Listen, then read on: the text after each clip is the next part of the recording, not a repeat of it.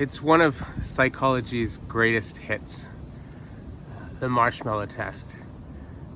A fidgety little kid sits in a room with a marshmallow, right? And the researcher comes in looking like a doctor, wearing like a white lab coat, and he says to the little kid, if you can hold off on eating this marshmallow, and there's a marshmallow on a plate, says if you can hold off on eating this marshmallow for, they did different versions of the experiment, but usually it's like about 15 minutes. So if you can hold off on eating this marshmallow for 15 minutes, then when I come back, I'll give you another marshmallow. So if you can sort of hold off on eating it, you'll get 2 of them. If you can't, you just get, the one. And then the guy in the white coat leaves the room, and then the kid has to sort of wrestle with the temptation.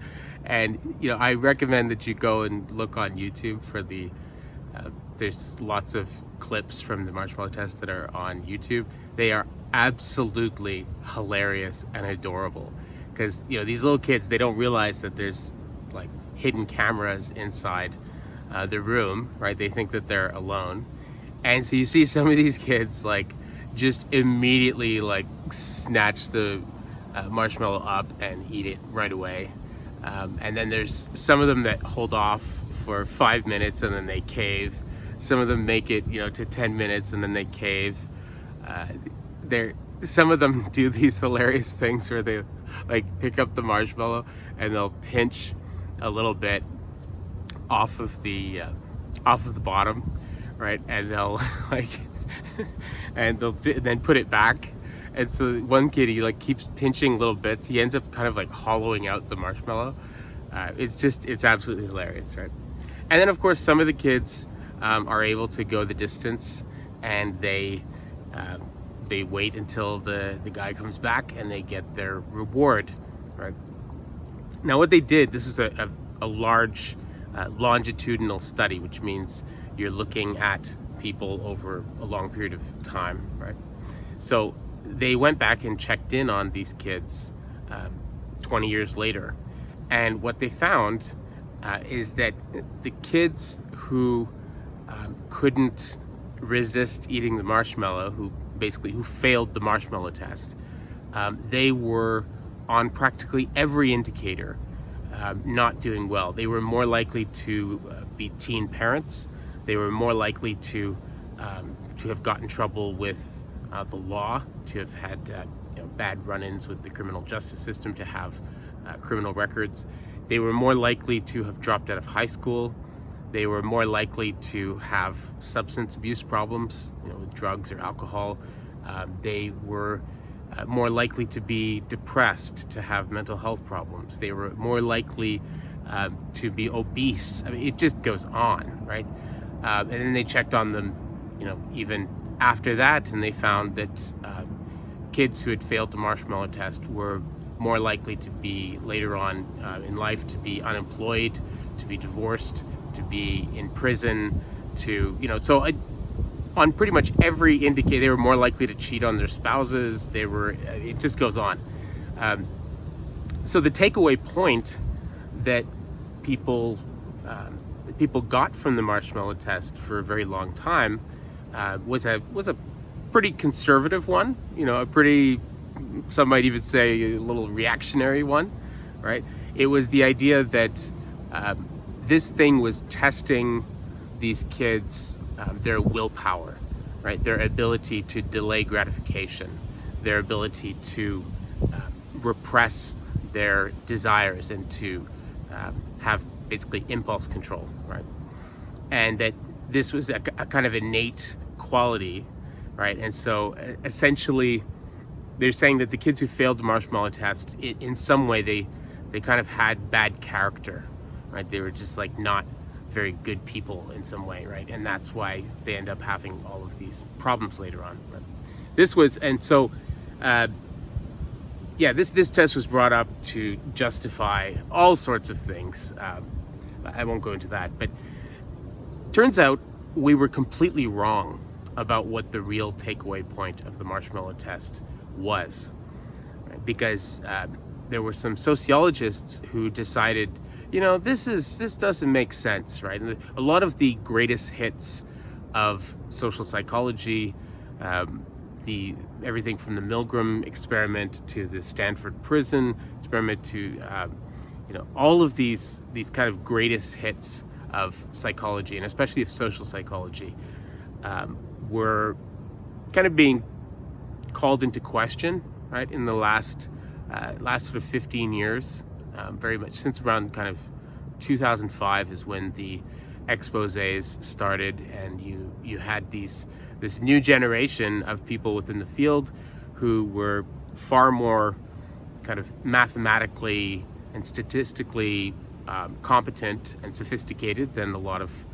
their forebears, and they just started saying, let's go and try and redo a lot of these experiments, and what they found is a bunch of them they couldn't replicate them very well at all, and in some instances it's turned out that the evidence was just straight up falsified. They made up stuff, they cooked the books. Anyway, there's been a lot of scandals in psychology in the last 15 years. In fact, when I spoke to Jonathan Haidt, psychologist, the author of The Happiness Hypothesis, The Righteous Mind, The Coddling of the American Mind, and many other books, he said he's had to actually rewrite whole sections of The Happiness Hypothesis because the findings that they were based upon have changed, right? So it's been a really big deal. Textbooks have had to, introduction to psychology textbooks have had to rewrite entire chapters, entire sections, because it turns out that the studies that they were basing their conclusions on were essentially bullshit, right? So anyway, the marshmallow test is one of the things that people went and looked at once again to see what was going on, and sociologists asked a very good question. They said, what is the context of these kids' lives, right? Why was that not taken into account, the context? And it turns out that's a really, really, really good question, because when they looked into the context of these kids' lives, what they found is that kids who failed the marshmallow test, almost all of them came from homes where they were sort of subjected to very untrustworthy adults, right? Adults that don't keep their promises, adults that just, are very kind of hot and cold and all over the place and unreliable. And there are many reasons for this. Some of the kids, it's because let's say they were living in a home where their mom was really, really depressed and so was kind of emotionally unavailable, or some other kind of like the parent that was their primary caregiver was struggling with some very serious mental health problems, or struggling with some kind of addiction, right? Dad's like a drunk, or mom's a drunk, or a drug addict, or basically the kids who failed the marshmallow test, the vast majority of them were coming from a very dysfunctional home where they were surrounded by adults they couldn't trust, right?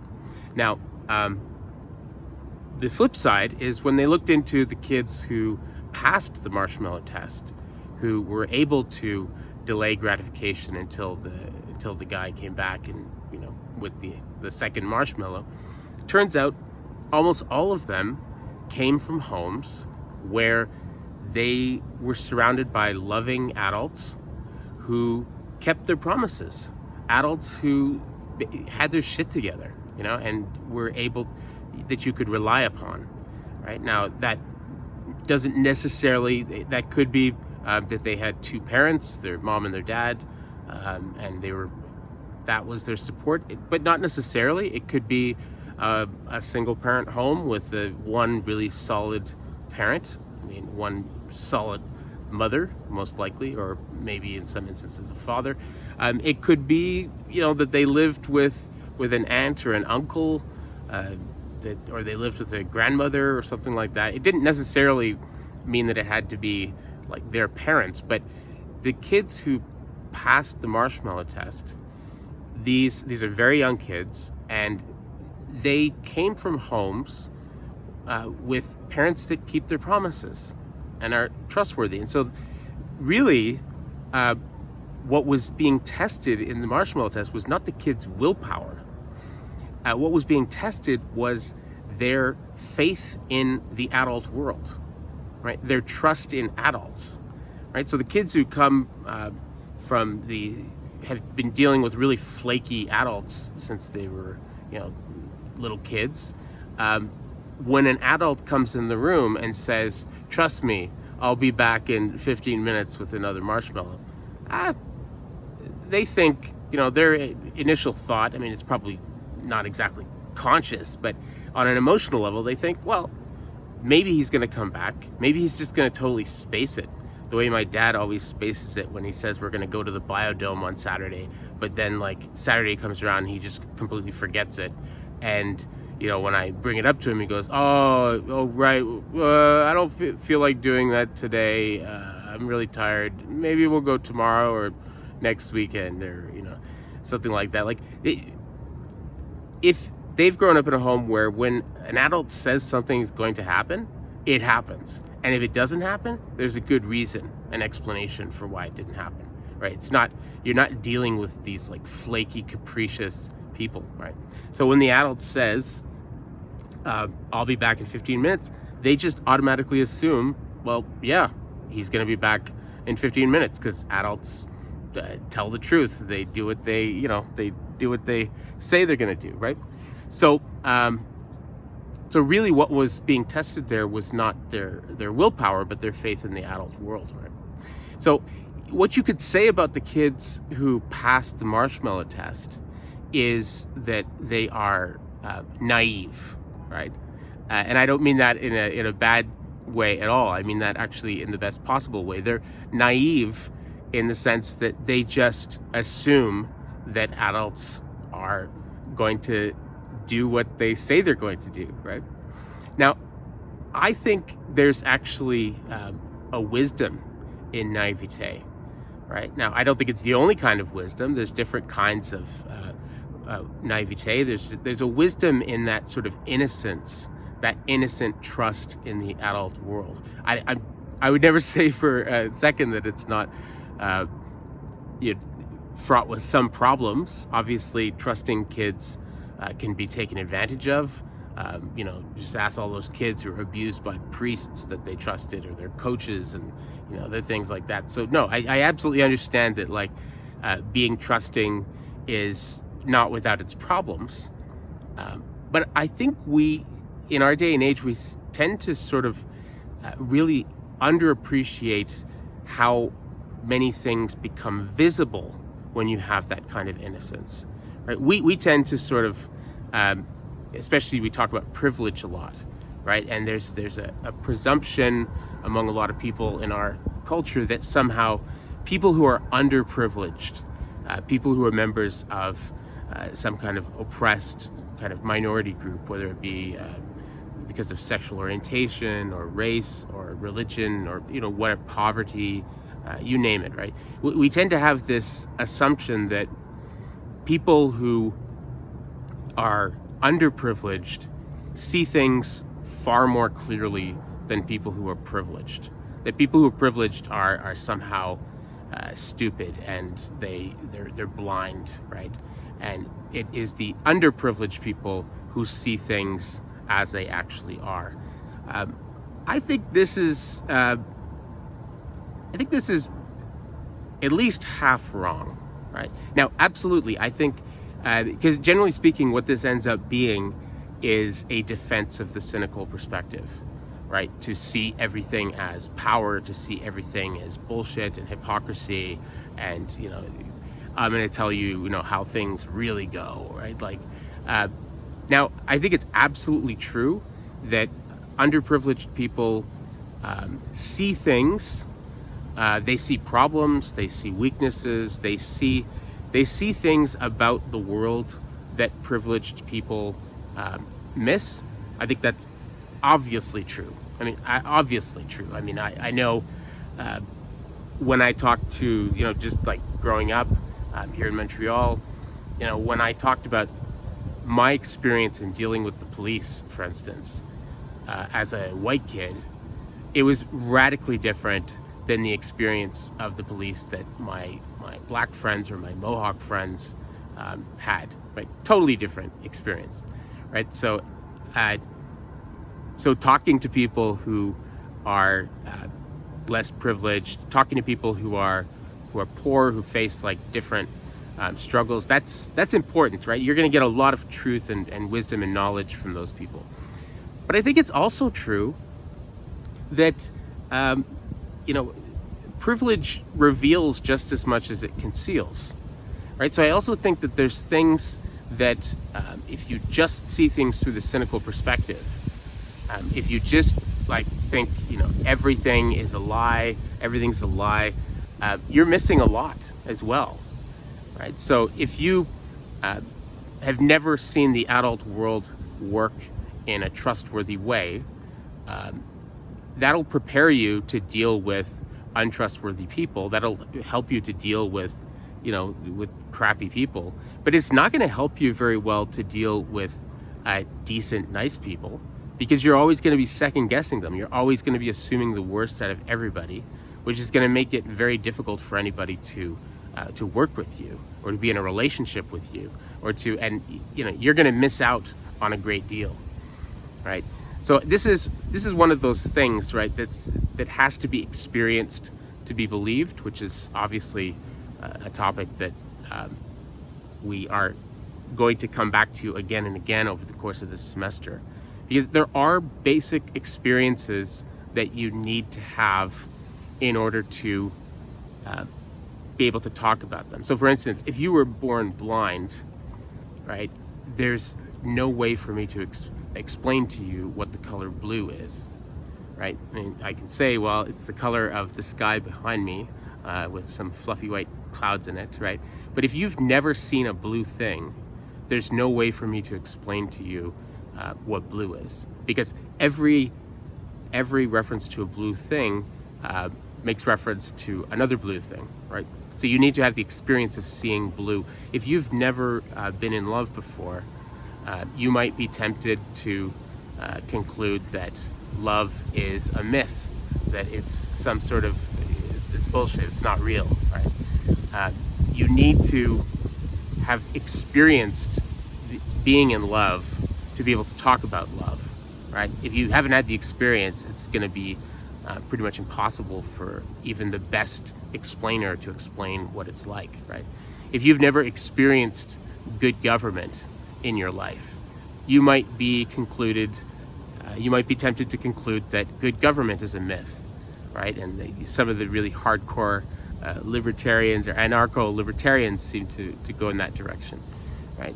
And also, if you've never experienced trustworthy, loving grown-ups, you might be tempted to conclude that they don't exist, right? So anyway, that is the ultimate sort of truth by the marshmallow test, that it was not testing their willpower. It was testing basically how nice of a home life that they had. But anyway, that's good for now. I will see you tomorrow.